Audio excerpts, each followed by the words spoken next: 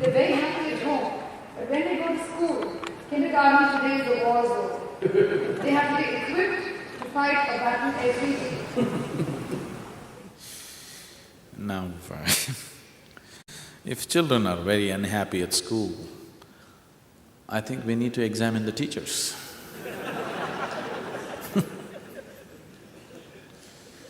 Because it's a natural human trait. It's a natural human trait that when you get to know something that you did not know, it brings much joy to you. Is it so? Yes?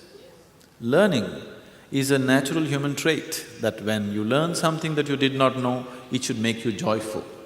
If learning is making people miserable, then we have not understood what learning is. Unfortunately, you are not sending your children to school because you want them to know, you want them to learn, you want them to earn. That's why you're sending them to school. It's an unfortunate way to handle education. That's not education. You want them enslaved, so the teachers are doing the job for you. You want them enslaved to what you call as economic well-being, so the teachers are just doing the job for you. You are not sending your children to school because you want them to develop a thirst for knowing, irrespective of whether it's going to make money or not make money, isn't it? So you better change your attitudes about education. We are coming up with a school where the whole focus of education is not going to be about suppressive information, but about kindling the thirst for knowledge. If the thirst for knowledge is kindled in the child, you can't stop him from learning. You cannot stop him from learning, he's going to learn anyway. But instead of kindling that, you're suppressing it, beating it down with your idea of what is education, because your idea of education is social status and money. It's a wrong way to approach education altogether. So, children, slowly, these joyful bursting pieces of life slowly become sad like this because you're just misorienting them completely. With the kind of compulsions that you have built within yourself, you're trying to put the same compulsions upon the children, which is not necessary. I find the concept of your inner engineering as a way of life for children is very difficult because when they have to meet children from different walks of life, a different social milieu, and how does this inner engineering, which I would try to give my children at home, how would that withstand the competition, the pressure, the kind of lifestyle that other children have? How do my children go into this? If I were to… See, the pressure is only because you're putting two absolutely unique beings in comparison. What's your name? Meenakshi? Is there one more person exactly like you on this planet? Huh? No, fortunately so, isn't it? I'm joking. There's only one like you, there's only one like anybody here, isn't it? So each being is an absolutely unique being. That is so for your child also. But now, you're trying to put all of them into the same compartment and compare them about something that they can learn ABC or 1, 2, 3 or something and make them feel better or worse about it. So it's you who brought that competition and comparison because for most parents, it is not about education, it is about first rank. All they want is, they want their children to sit on top of every other child's head. They're not interested in learning, they're not interested in education, they're not interested in career, they're not interested in anything. Their whole effort in their life is how to sit on top of the pile. Isn't it so? Everybody wants to sit on top of the pile, everybody cannot sit on top of the pile. Only few will sit on top of the pile, others will naturally end up at the bottom and get suppressed. Isn't it so? Whatever activity, if our focus is just to sit on top of the pile, naturally many others will get suffocated under the pile. This is bound to happen, there is no other way. So that orientation of education has to go. No, I cannot do anything, the schools are like that. No, schools are just catering to your attitudes. If your attitudes change, the schools will change. They want to run the business the way it works, isn't it? All you want is somehow you want your child to get 100 marks. It doesn't matter what happens to the child. You want your child to get first rank. They're just trying to cater to it because you're paying them, they're trying to fulfill the job. In the course of your activity, the child is getting ruined, but it doesn't matter. Your child is unhappy, it doesn't matter. You want him to be first rank. This is a sickness which has to go. True human genius will not flower if this kind of education happens. True human capabilities will not find expression in competition. True human capabilities will find expression only in absolute relaxation. Your mind, your body will work best, will find fullest expression only when you're joyful and peaceful and quiet within yourself. When you're trying to race with somebody, you're only thinking of doing one step ahead of him, that's all. You're not thinking of what is your ultimate potential to do. We're just ruining a whole generation of people with the kind of schooling we're doing. Sadhguru, you mentioned the school. What is your vision in using education to produce an ideal human being? How do you balance an international standard of education along with spiritual values? So the school that we're talking about right now, there is going to be no spirituality. No spirituality at all. We don't want to bring spirituality into a child's life. We will teach them some simple forms of yoga for mental and physical health, that's different. But no spirituality will be brought to them as a part of education, never. Because spirituality should not be brought about like that.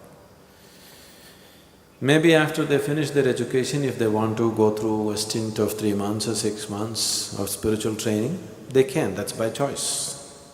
That anybody can go through. But the children who… because the premises also we will move it out, only 1 or 2 years it'll be in the ashram, after that we will move it out close by. Already we're making necessary arrangements for that. So the school will not try to teach any spirituality. At the same time, we just want to cultivate a certain openness in the human being. See, somebody turns successfully spiritual because he has developed a certain openness about life. He has no conclusions about anything, he is willing to look at everything. This is something we will cultivate in the child, that the child learns to look at every aspect of life with absolute openness, without prejudice, without any religious, cultural or any kind of inclinations, with absolute openness to every aspect of life. If that happens, whether you talk spirituality to him or you don't, he will anyway turn spiritual. Spirituality will be a natural part of his life, not something that he pursues going to an ashram or someplace. It'll be just a natural part of his life because he has developed an openness to every aspect of life. And actually, education was supposed to be that right from the beginning. The very purpose of educating people is to broaden their horizons, isn't it? But you tell me, as people are getting educated, are they broadening their horizons or are they becoming very narrow? See, just let's say 50 years ago, in India there still are such families, but everywhere in the world, people lived in large families. In India, 300, 400 people lived in one house. Huge families. There was no big problem, They knew how to adjust with each other and go on because 400 people living in one place is a challenge. That's what the ashram is. Now we are back into that old system of being one large family, and this is even more challenging because there are different types of people from different cultures, different languages, different attitudes, different likes and dislikes, but living together without friction needs enormous maturity and a very broad way of looking at life, otherwise you cannot. But just see now, as modern education came, slowly we can't even live with our own parents anymore. We just thought husband, wife, children, this is family. But now, in the last 15–20 years, even that is going away. Family means just you. Your husband has to live in a separate house, you in a separate house. Together you won't last 10 days. Children have to be there separately. Somewhere else they must be. In one place, even 2–3 people cannot live together, isn't it? This is what education has done to you. It has not broadened your horizons. It's somewhere made you so narrow and individualistic. You're no more inclusive, you're becoming very exclusive, isn't it? The inclusion is totally gone. The whole idea of educating a person is that he is just living in a narrow sphere of life.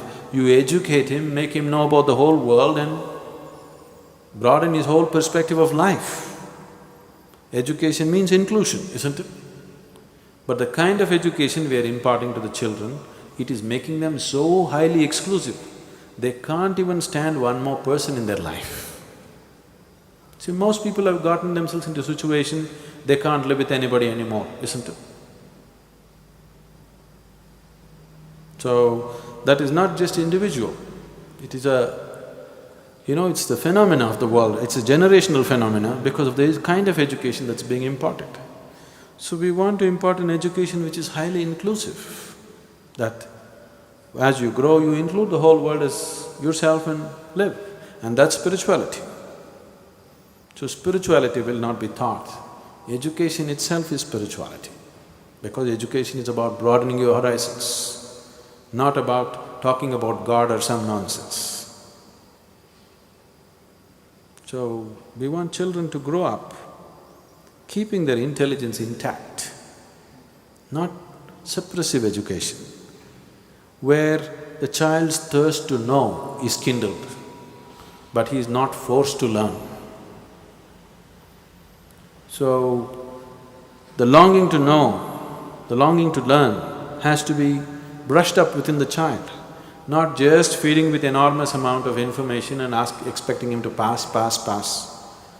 This will not be like that.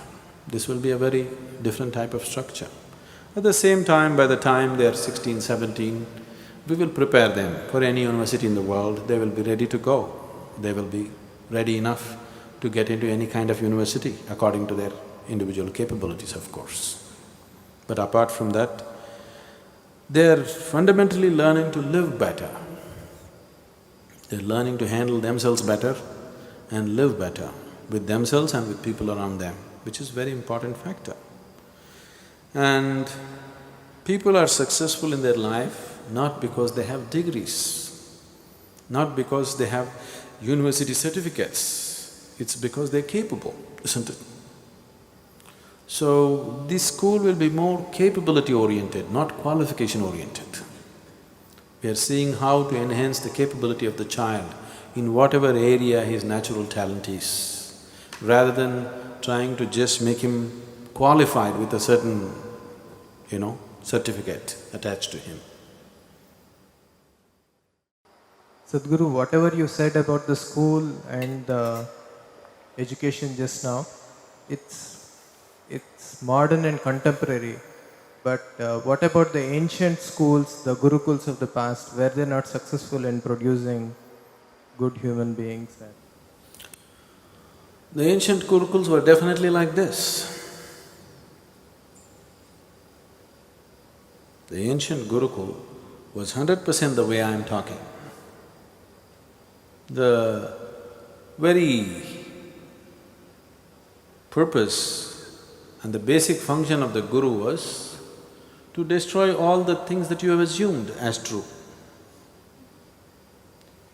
But now the education also involves equipping the person to earn his living and make his living in the world. So we have those twin challenges. At that time, the Guru was not trying to impart, you know, skills for him to go and survive in the society. Because if your father is a cobbler, you naturally became a cobbler. If your father is a king, you became a king. If your father is something else, you became that. You didn't have to be equipped to make a living in some other way in ancient times. So the Guru was only educating them towards the realization. So the job was more, I would say more simple, because it was unidimensional. But now it's not like that. Both the things need to happen. We have to equip the child to live in the modern world and still not mess him up with the nonsense that's happening in the name of modernity. So it's a much bigger challenge today than what it was then. And at that time, once the parents gave the children to the Guru, they left him there in complete his authority. Now the parents are very nosy, you know. They won't leave the children full, they want to constantly meddle with that, they want to put in their own stuff into it, all those issues are there. So it's much more complex today than it was in the Gurukul. In the Gurukul, the Guru had to just teach them how to exist, how to live, how to be with somebody else, how to be with himself. This is all. He was not trying to equip him to a modern university. So, those days only a few children who had a very academic bent of mind or a very scholastic bent of mind, such children was trained in scholarly matters. All the other children naturally went to their father's profession, whatever it was. Now it is not so. Even if the father is a cobbler, he wants his son to become a professor. That's the situation in the world today, isn't it?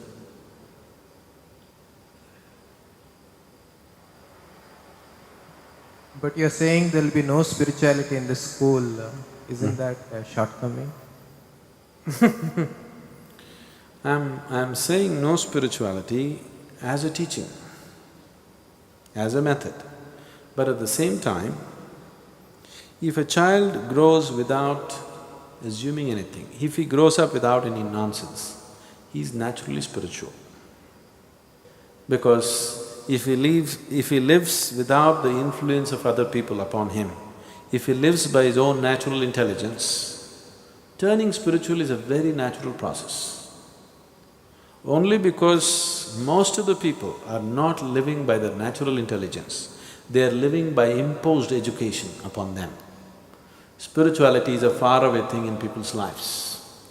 Otherwise, if people live by their natural intelligence, turning spiritual will be a very normal process for most of the people, except a very small percentage who won't go that way for various other reasons.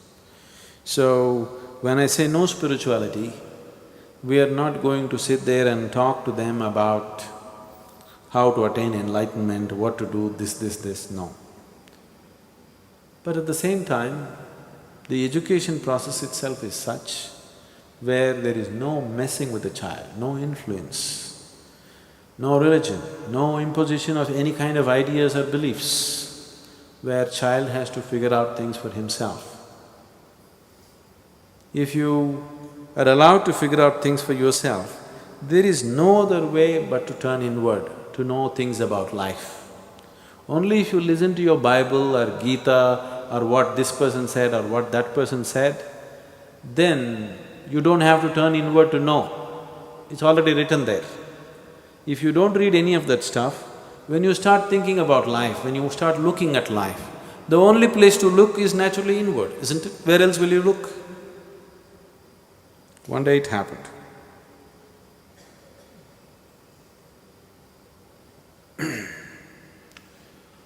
A lady who was a big professor in the university bought herself a home appliance, a little complex home appliance.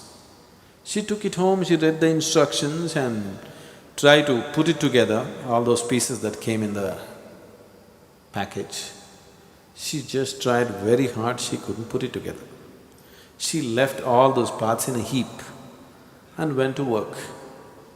When she came back in the evenings, to her surprise, the appliance was properly assembled and already used. She called the maid and asked, "Who fixed this?"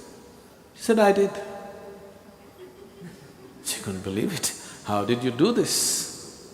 Then the maid said, "When you don't know how to read and write, you have to use your brains."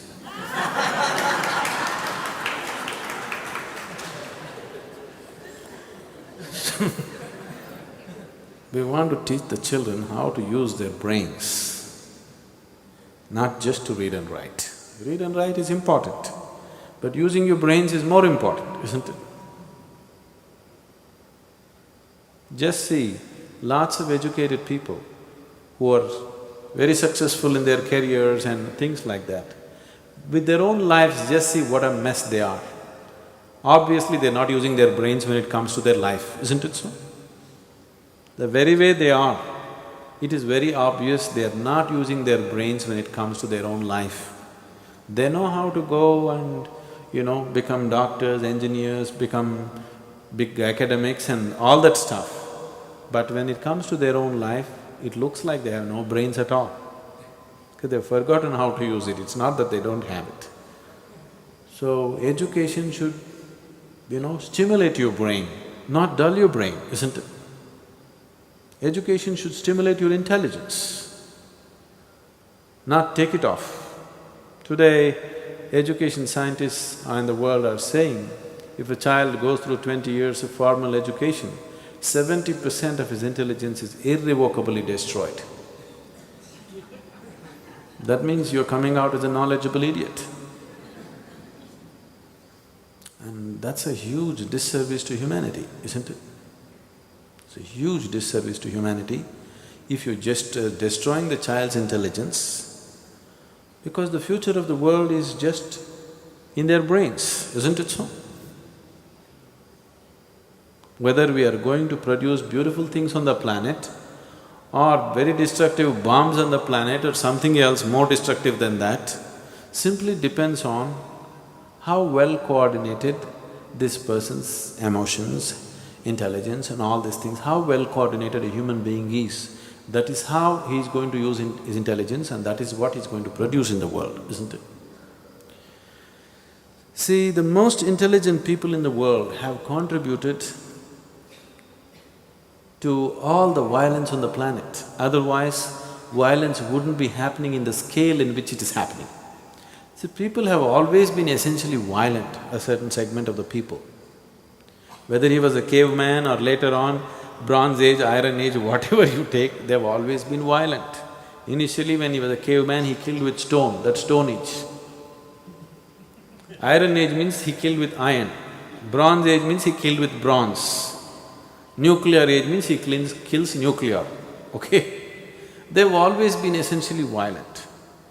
But the scale of violence that can happen today has happened because the best brains in the world have cooperated with this, isn't it? Yes? The best brains in the world have worked to create the most violent ways to kill humanity, isn't it? If the intelligent in the world had not cooperated, the violent man would kill one or two with a stick or stone or something. But only because the intelligent person in the world has cooperated, now the violent man can kill in millions.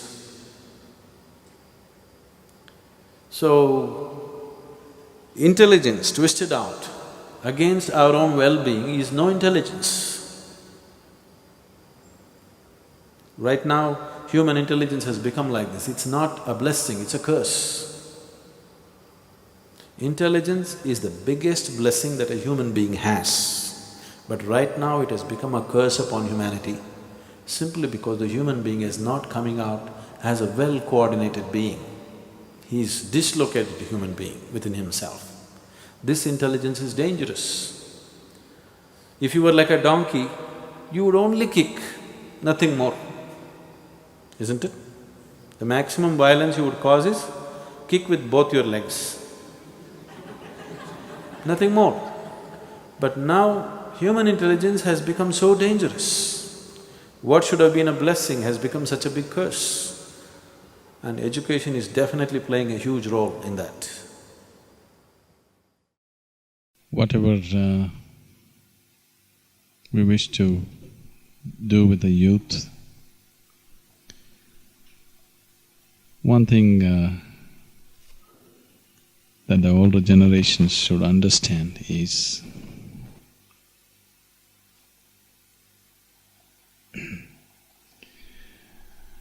what you're referring to as youth is that segment of humanity which is more alive than you.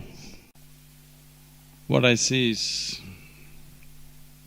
if the world was guided by the young, the world would be a better place to live. It is just that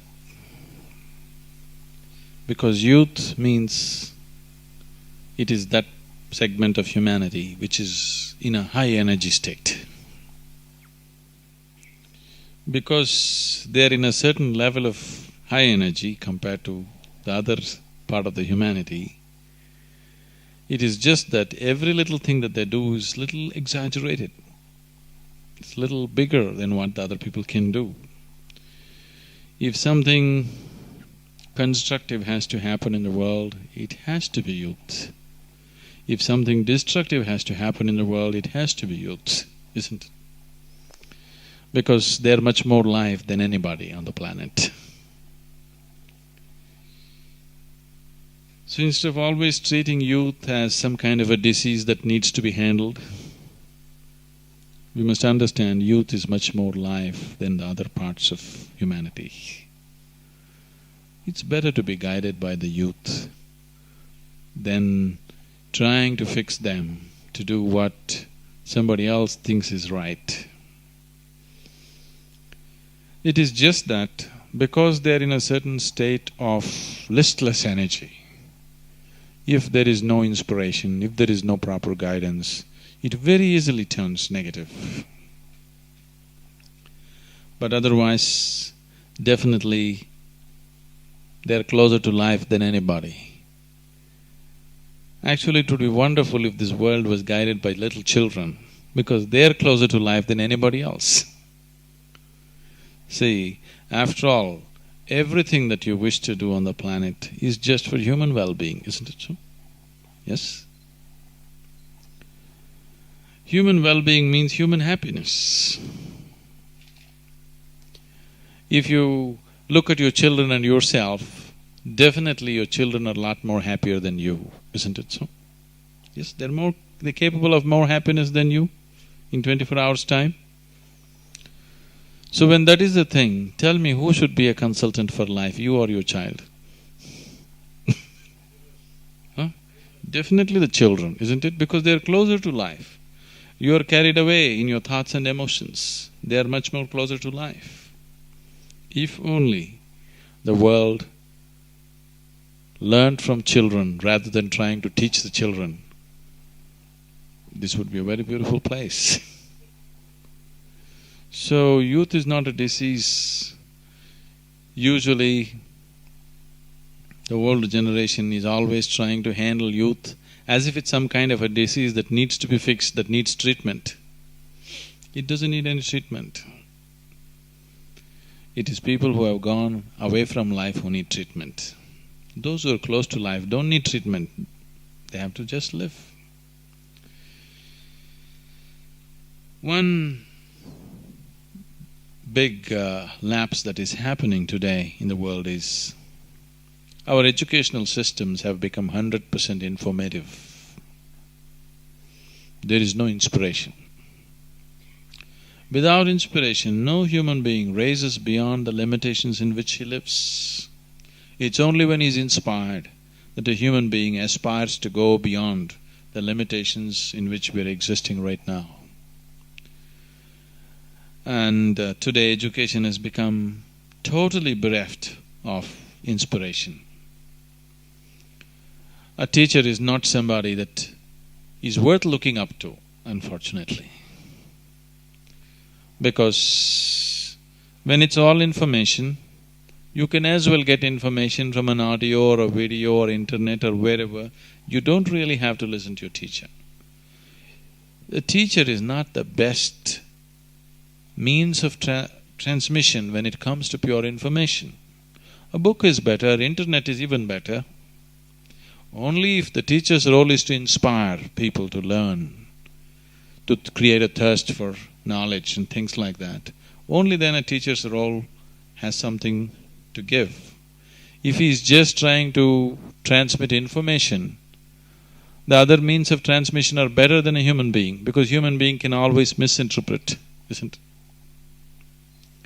Making the whole education system purely informational has caused an enormous damage, and that time of life, when you're youthful, when you're capable of many things, that span of life unfortunately goes waste, simply because the necessary inspiration is not there.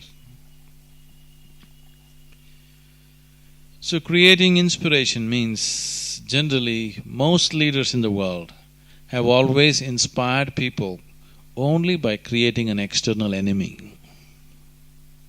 If you create an external enemy, you can have everybody on the street. Action, isn't it?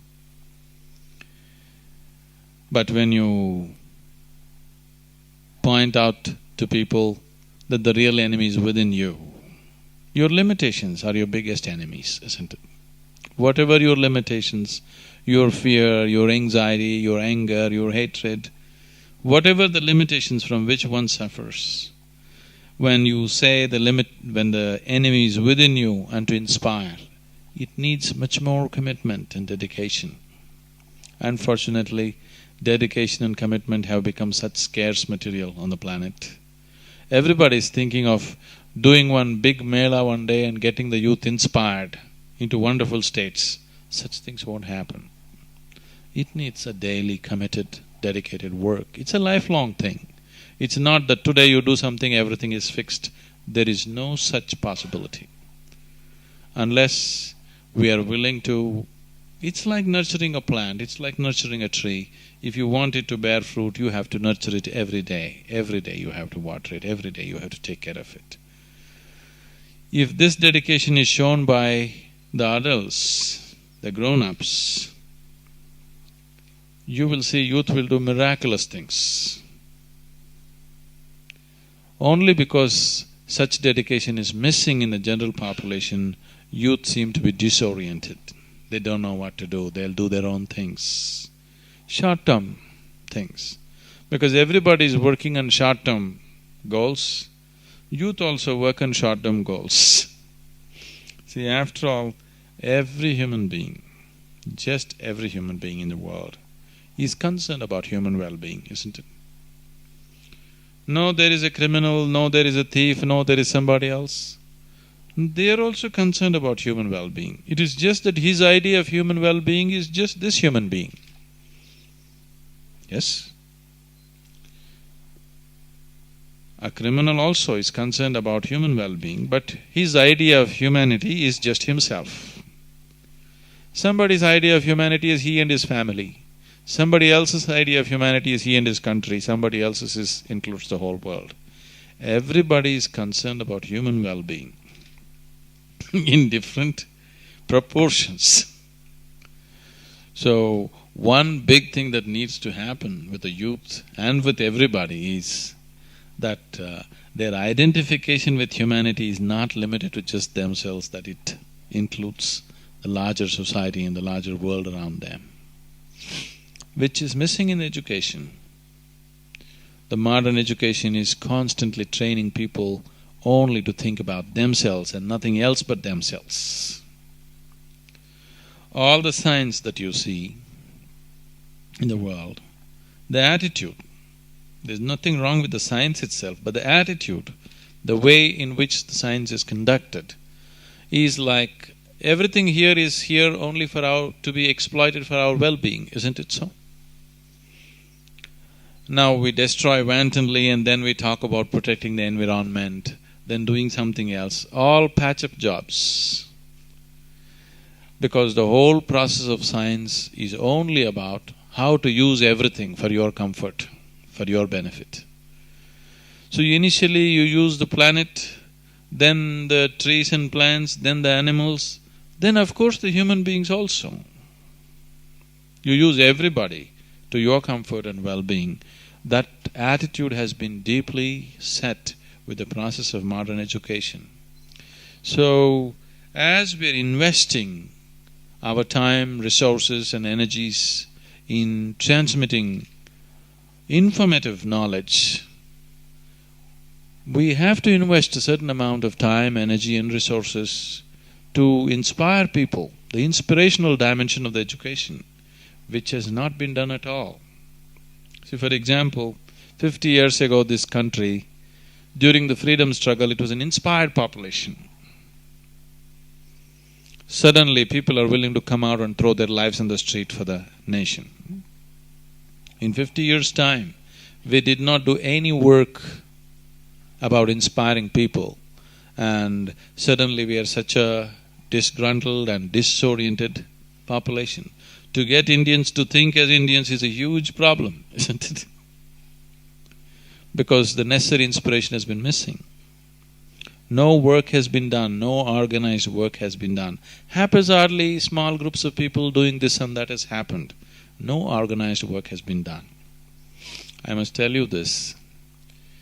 A few years ago, when I happened to be in United States, I just saw, in a magazine, I saw an old poster which was printed in 1930s.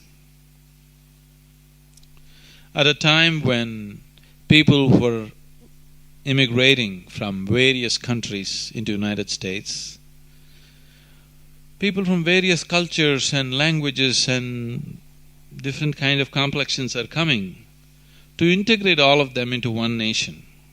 To what extent the authorities took efforts means, I saw this particular poster and then I came to know so many other things that the government did.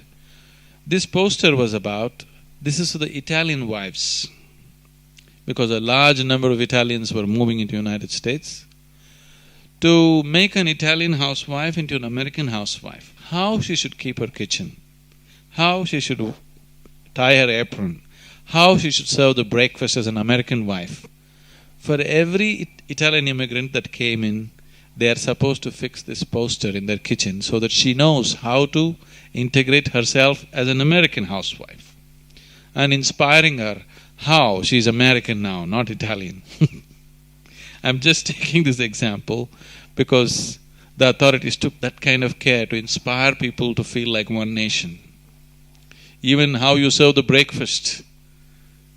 The government is teaching people how to serve the breakfast in your house, not in the restaurant, to your own family, to make you a part of one nation.